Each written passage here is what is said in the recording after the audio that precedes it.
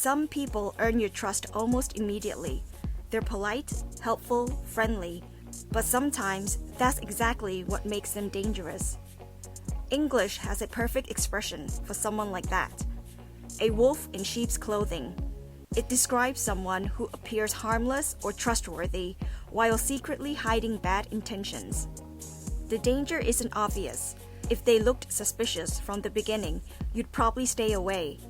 The real danger is that they look completely safe. Imagine someone online offering to help recover your account. They seem professional, they sound trustworthy, then they steal your personal information. That scammer was a wolf in sheep's clothing. Or maybe you have a coworker who smiles at everyone every day, but behind everyone's back, they spread rumors. They seemed friendly, but they were a wolf in sheep's clothing.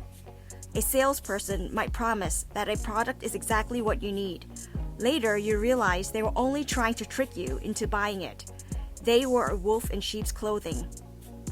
The expression comes from one of Aesop's fables and later appeared in the Bible.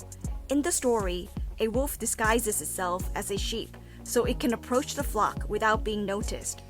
Whenever someone hides harmful intentions behind a kind appearance, remember this expression, a wolf in sheep's clothing.